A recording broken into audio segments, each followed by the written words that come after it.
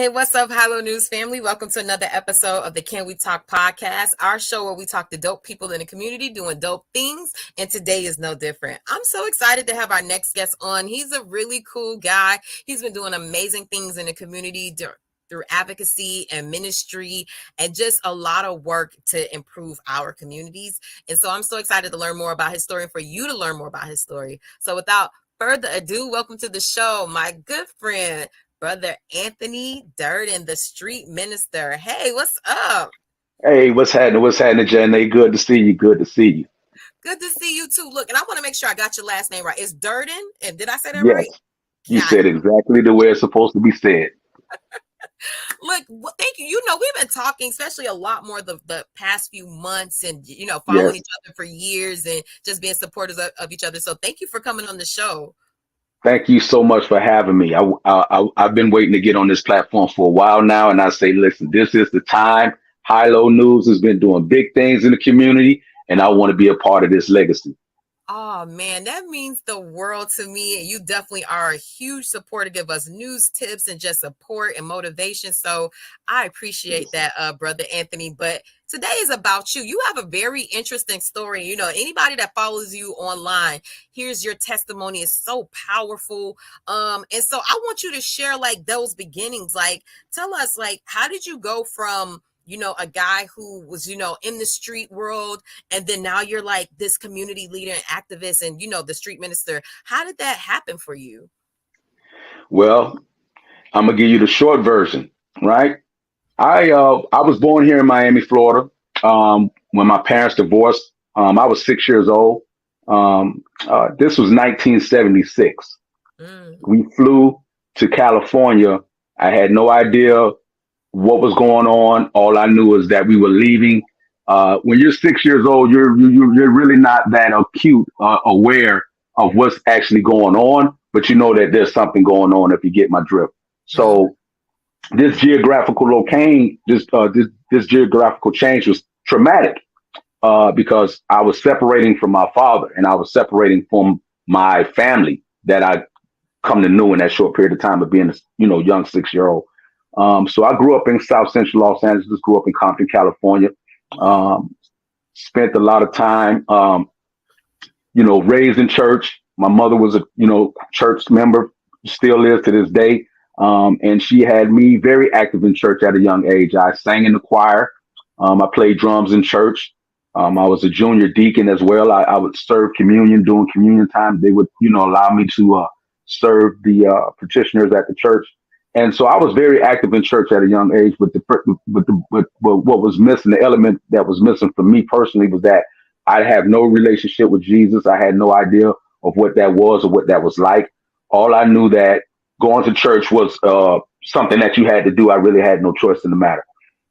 So that's somewhat of my backdrop. And then also, growing up in Compton, in South Central Los Angeles, the gang culture is very affluent in that area.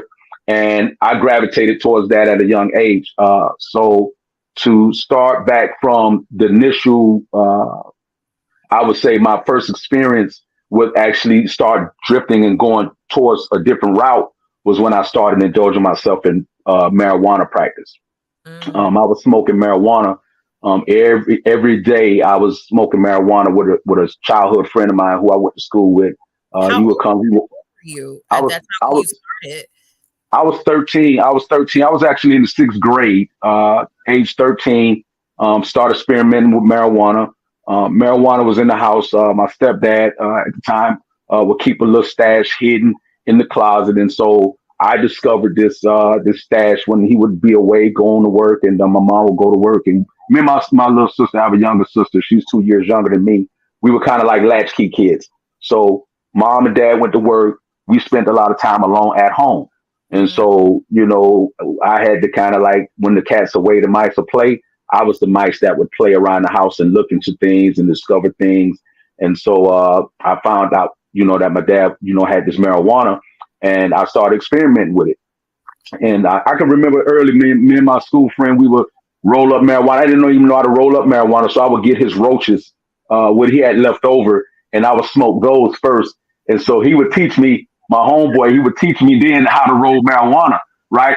And so this is going way back. For anybody my age, they know what zigzag rolling papers are. So zigzag rolling papers is that real thin white paper that you would roll up marijuana with, right? And so when we didn't have the zigzags, we would roll it up in toilet paper, newspaper, What?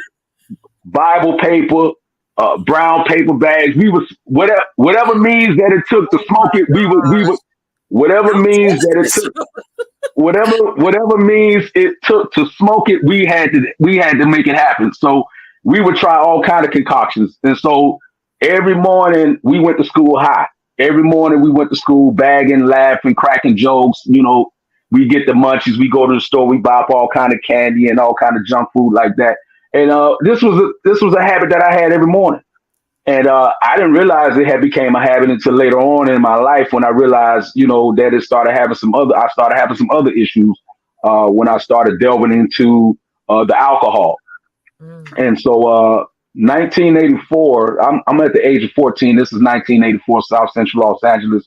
The crack epidemic, the Mhm. birth of the crack epidemic was in 84 in South Central Los Angeles.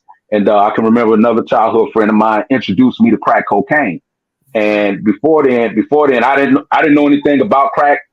Um, we was just hearing about the cocaine and the heroin, and people that were on Valiums. You would hear about that, but other than that, you didn't hear about crack. And so he introduced me to the crack, and then I was like, "Well, what's this?" And he's like, "Man, my brother sells this. He make a lot of money. His brother driving a BMW. This is 1984. You didn't see black people, young driving BMWs. You know what I'm saying?"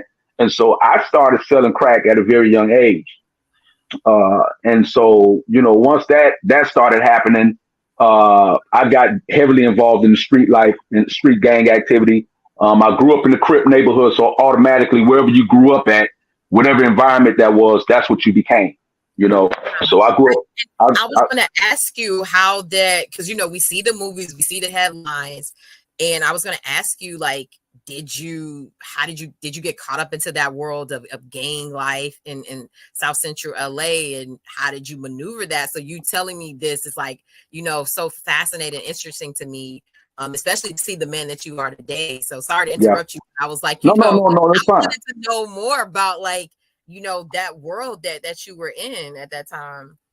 Yeah, that world is so easy to be influenced with because these are your neighbors, these are your school friends, these are childhood friends that you grew up with. So anything that came attached with that, it was like, okay, this is what we're doing. You know what I'm saying?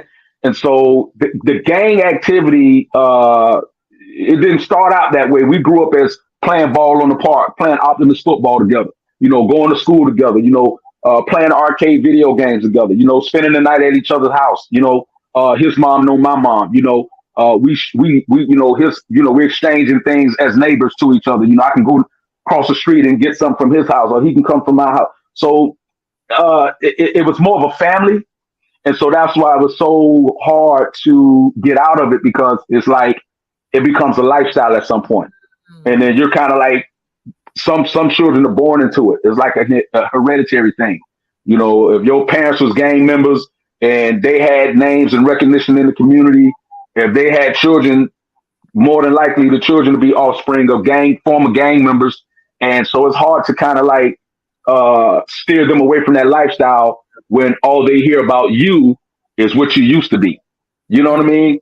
And so children oftentimes want to emulate their parents, even though they know it may have been bad choices. Like when I heard things about my dad, being a gangster, being a pimp, being in the street life, I didn't realize consciously that I was really walking in his footsteps of my biological father. Yeah. How long were you in the world of the gang world, and how long were you a member before you got out of it? I'm still in it.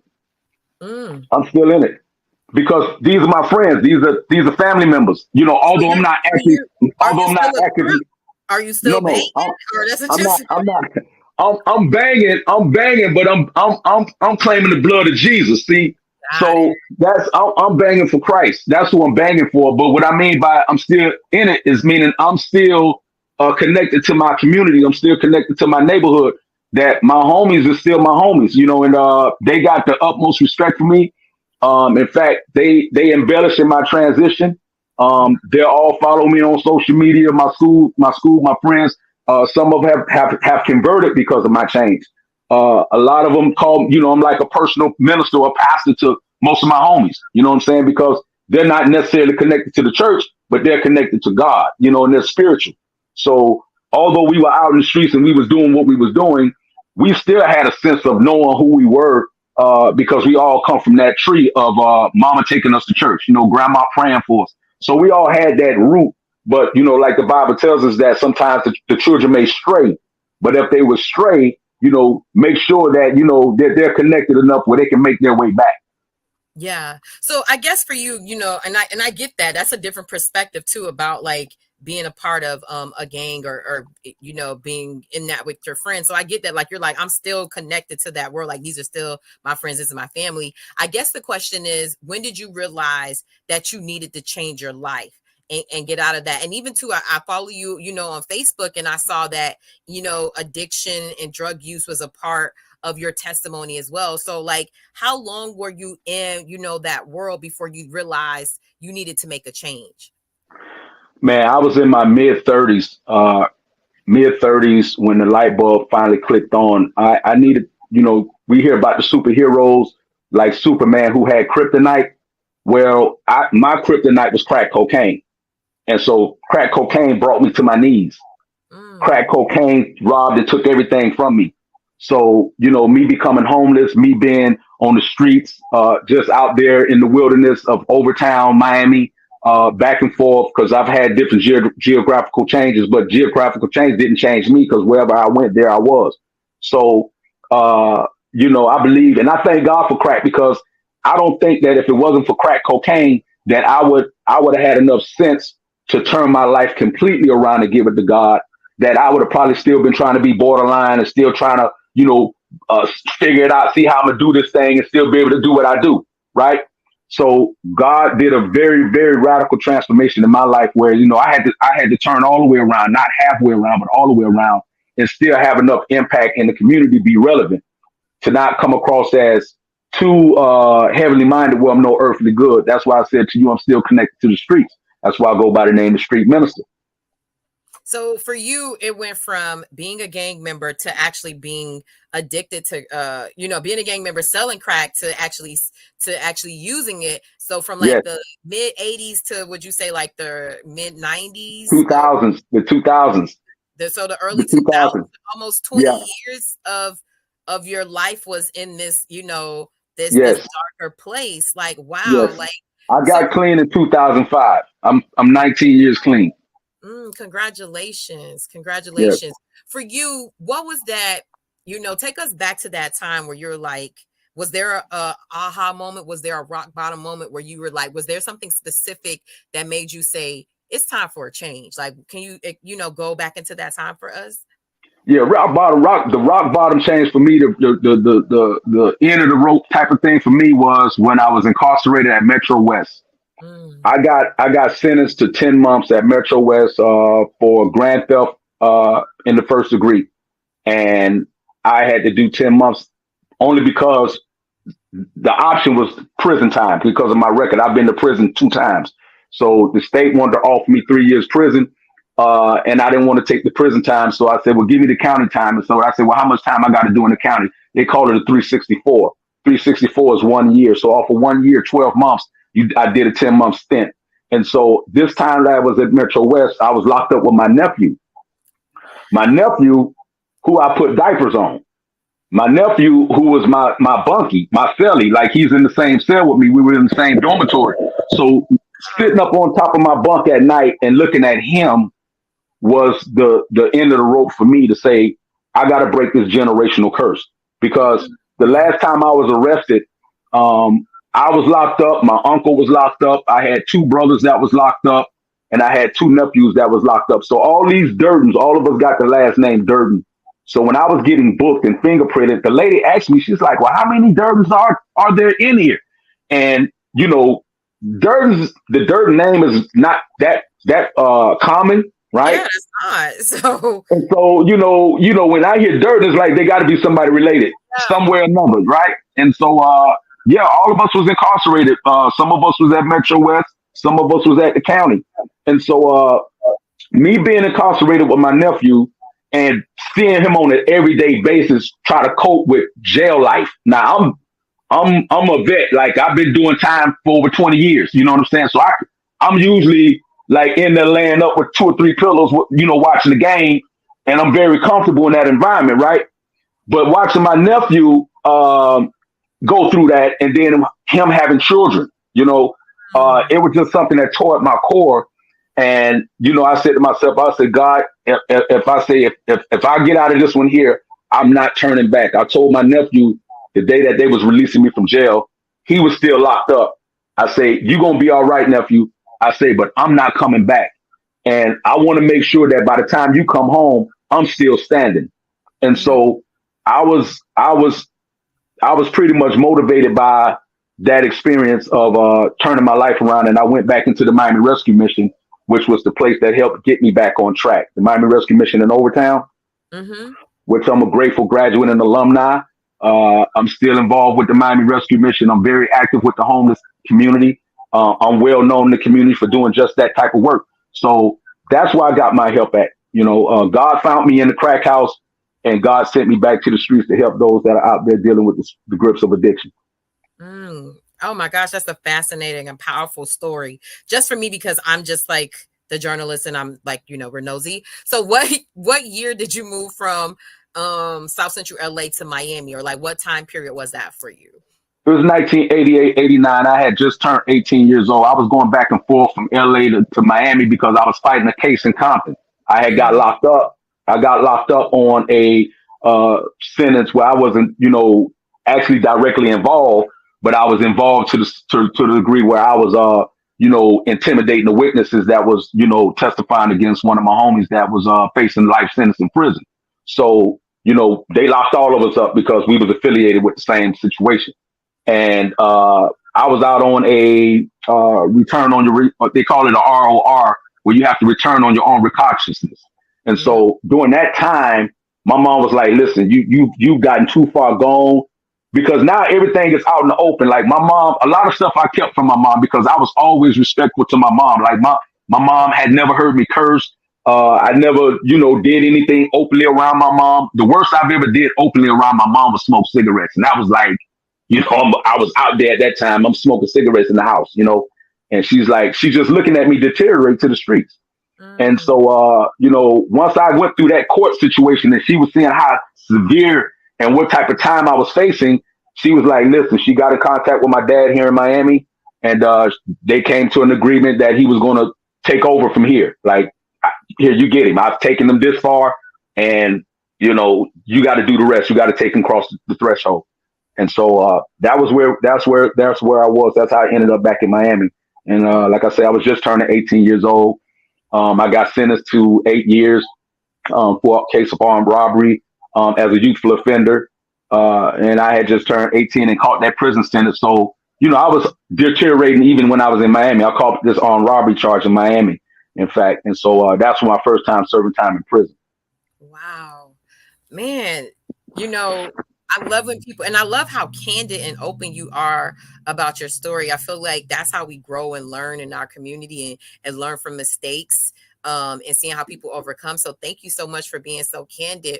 For me, I am a child of a crack addict. He is not beating it. And so anytime I hear these stories of people who overcome, I'm like so proud of you for doing that, because I know how tough it is. And he's been addicted since the 80s, and he's not been able to kick it. For me, just being in this world, just from being close to it from a parent, I know that mental health plays a lot into it. Was there something that you were, overcoming or battling that was making you kind of use drugs or the street world to cope with? Like, can you talk to us about like the mental health part of it? Because I feel like that's a really big part too in our community, and something that we don't address enough.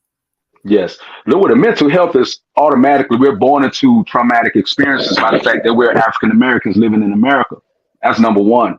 And also, we're the offspring of slaves, and so all of that we grow up into, our environment is traumatic. So we dealing with a lot of people that are dealing with generational curses, and they're dealing with systemic racism, and they're dealing with a whole lot of things that come up against us that we necessarily can't identify with, that we've normalized, and it becomes just what it is, and we've come to that point where we've accepted it.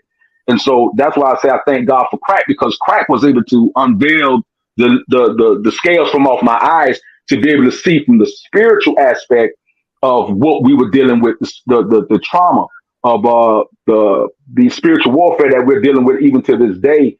And so now there's a nice name for it. It's called mental health. But back then there was no name for it, and most people didn't want to deal with it. And so if they did deal with it in terms of sending people, because I was going to psychiatrists even early on in elementary, while I was sitting in front of a white man with a white jacket on. You know what I'm saying? How's a white man in a white jacket going to relate to a young black kid? You know what I mean? That was traumatized with divorce. That was traumatized with geographical location change. That's why I was just telling you, me being a 6-year-old and now just being, going through that divorce. Yeah. Right, uprooted, and then I'm over here and I'm staying with a stranger. We're living with a stranger. Yeah. We're living with a stranger. My mom was just, moving out there. She took everything she owned and moved to LA and started over from scratch. Had to live with one of her close friends. We moved in, was living with a close friend that we was calling auntie, that we didn't know.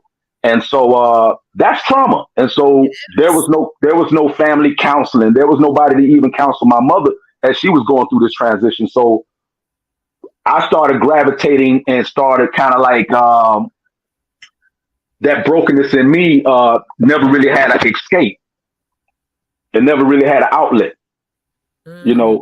Church wasn't an outlet. I mean, taking me to church every Sunday wasn't an outlet. You know what I'm saying?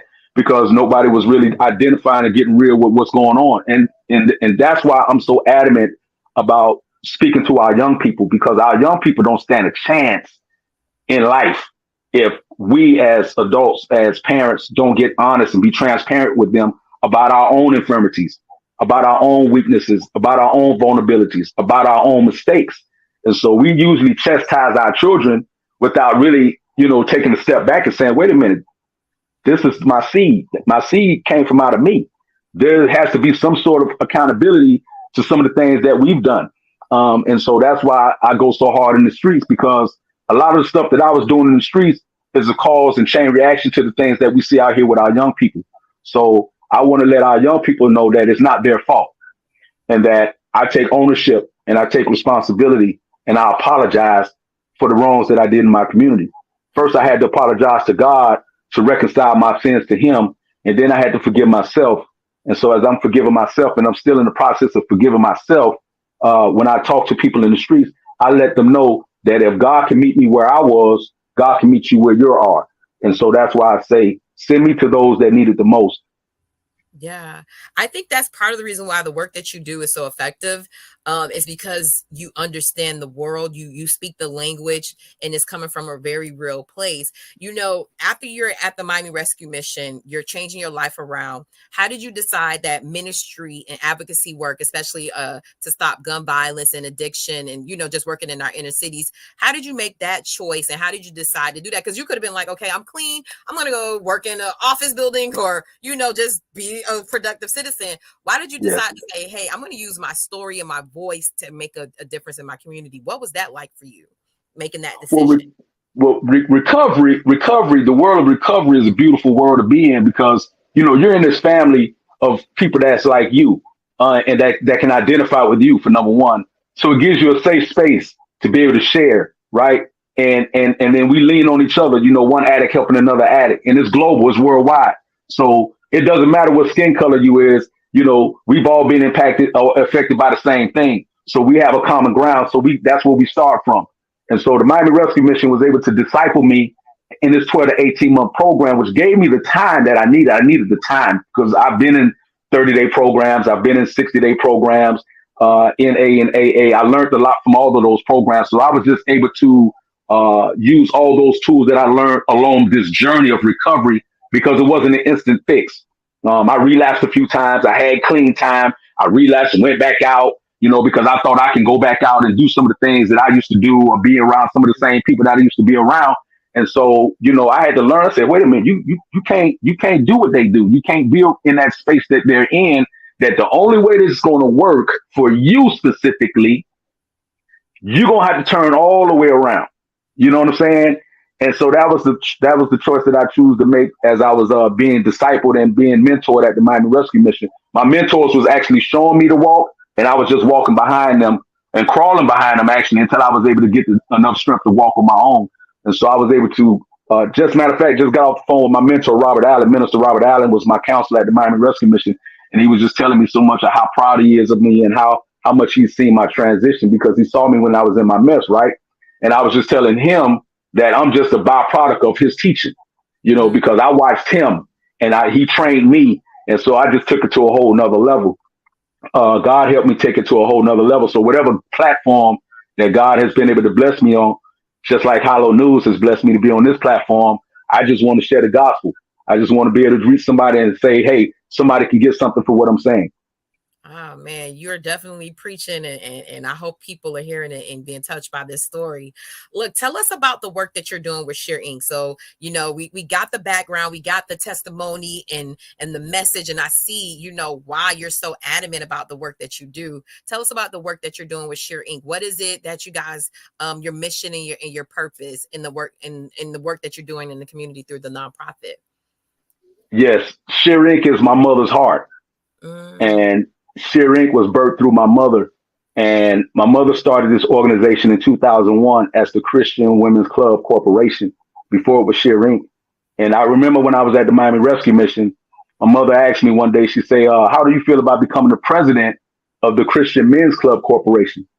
And I was like, okay. And I didn't know anything about being a president or nothing. And didn't know anything about being over an organization or being a part of an organization. And so I just accepted it because, my mother asked me to, be a part of something that she believed in. And so I was, still trying to impress my mom because of all the stuff that I took her through. My mom was the one that had to come see me in prison. My mom was the one that had to come put money on my commissary and get patted down when she had to come see me or come look at me through a thick glass. So even to this day, I'm still trying to make up to my mom and make my mom proud. And so her asking me to be a part of Christian Men's Club Corporation, the men's division, was an honor that she would trust me with such a task. And so I didn't want to let her down. And so for the past 19 years, I've been making her smile, hoping that I can catch up to how many times I made her frown. Right. And so that's what I do. God has been able to bless Share Inc. With the relationships that we've been able to build here in South Florida. So is it a religious group? Is it what type of work do you guys do? It's a faith-based organization. We're a 501c3. Share Inc. is the acronym for Sharing Hope, Empowerment, and Reaction. Right? So it's a faith-based community. We're not denominational. We're not like, okay, the only way you can get these services, you got to be a Christian and you got to believe as I believe. We're out to help those who need it the most. And so we service the community. And because of my approach. How do you guys service them? Like, tell us about some of those services that you guys provide.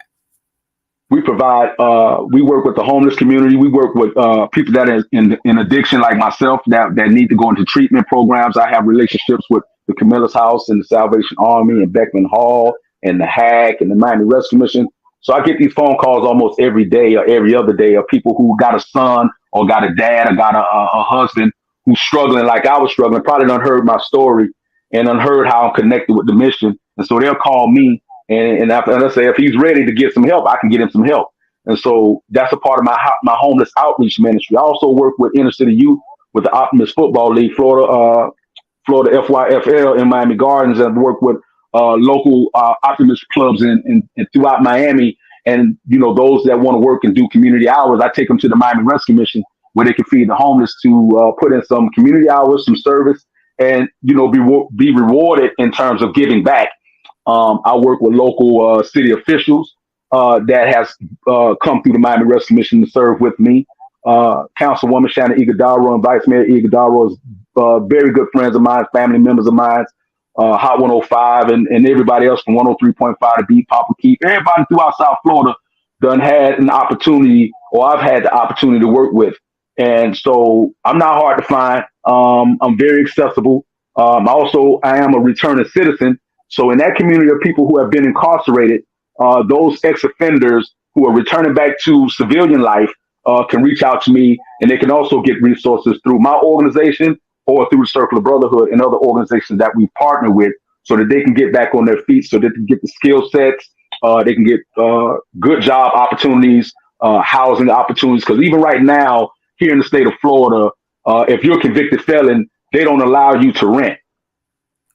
Wow. So what If you're a you convicted felon, have to buy a so house? so How do you you either have to be do? you either have to be a homeowner, right?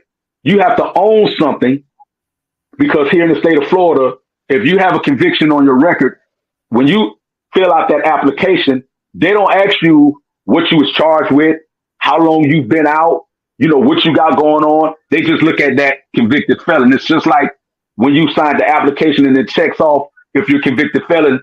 Oftentimes I would get to that box and I was like, should I check off this box, or should I try to explain in the interview that I made some mistakes? I'm no longer living like that no more. And maybe they'll give me an opportunity to be employed. So oftentimes when you check off their box, they look at the check and be like, okay, that goes in the trash. So women and men are dealing with this situation here in the state of Florida. So when you look at a lot of people that are homeless, people are not homeless just because they're on drugs. People are homeless because of the conditions Mm, that society has placed where you don't have a second chance to redeem yourself. And so I'm on the front line of dealing with this. I work with Desmond Meade out of Orlando, Florida. He's also one of our homegrown right here in Miami. Desmond Meade working with the Florida Rights Restoration Coalition. And so that's what I told him. That's one of my biggest pet peeves right now. It's not so much as voting, because we already done been down that path. We vote, we vote, we vote. But a lot of these underlying issues of systemic racism has still have to be unraveled, so that guys like me and women like myself that has been incarcerated can have a fair share opportunity to get out of prison, or to get from out of jail, or if they've been convicted of a felony, to get the proper housing that they need, so that they can be the leaders of the households that they should be. wow. I didn't know that about, returning citizens. And so I've also too been very interested in like the work that Desmond Meade does, Circle of Brotherhood, people like yourself, because you're right. How can people, you know, stay on the right path if you don't give them opportunities to get it right? And it just seems like you said, it's systematic racism that keeps them back. It's almost as if they want them to be in jail so they are free labor to get their things done. And so it's this cycle, like you said, it's It's a called cycle. repetitive incarceration. Hmm. Repeat offenders going through the vicious cycle, or you're going through repetitiveness and chronic homelessness, because there is a such thing as chronic homelessness, where you Hmm. have people who cannot come out of the conditions of homelessness because the resources are not out there. Wow. And it's And because he's nobody's really digging into that. yeah, man. You know what, brother Anthony, congratulations on the work that you're doing. And I'm always so amazed and impressed and happy when I see people who especially work with returning citizens, because like I said, of my connection to it with, from my stepdad to my dad, and seeing the issues that they've had and just people in the community overall. And so to see that you're one of these people on the front lines, just kudos to you for doing that. And another way that we've connected is through the Circle of Brotherhood. Can you tell me about Yes, your work with the Circle of Brotherhood and why you wanted to join that organization? Amazing organization. Shout out to Brother Lau and Brother Leroy, and yes. all the whole Circle of Brotherhood family. But tell me about what made you say, hey, this is an organization I think I need to be a part of.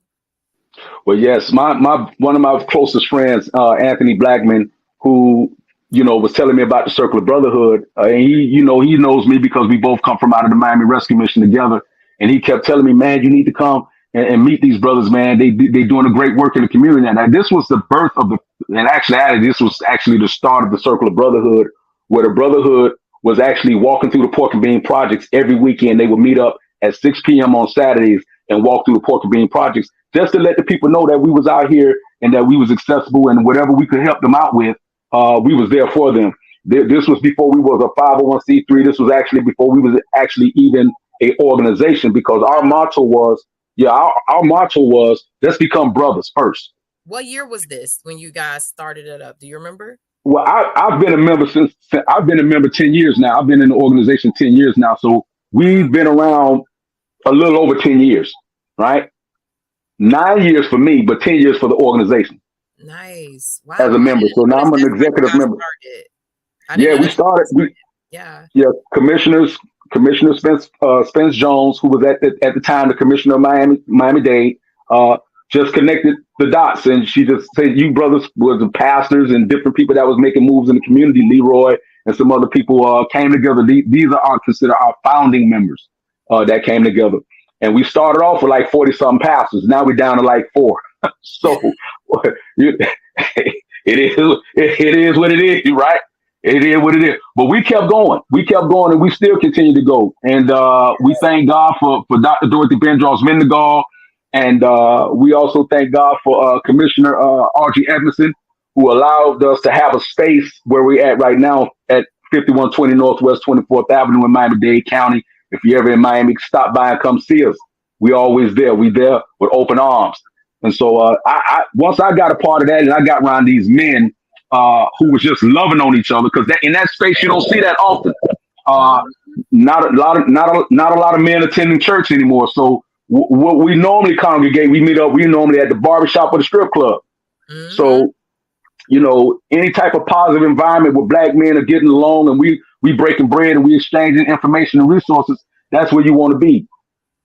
I love it. And you know what? I know a lot of people know about the Circle of Brotherhood, especially here in South Florida, but and they see the advocacy work like you guys did the hunger strike. Of course, you're like on the front lines for marching and doing a lot of advocacy work around like stopping gun violence. You guys have worked with Papa Keith and myself with the People Matter Fest, and you're just especially so embedded in the Liberty City and City of Miami area. But the thing that I really think that is so special about this organization, and you hit on it, like the brotherhood. Like I saw that you guys took a cruise. You guys do like building like I Yes. wouldn't say exercises, but you're like, look, we're doing this like very serious community work, but let's make time we have time.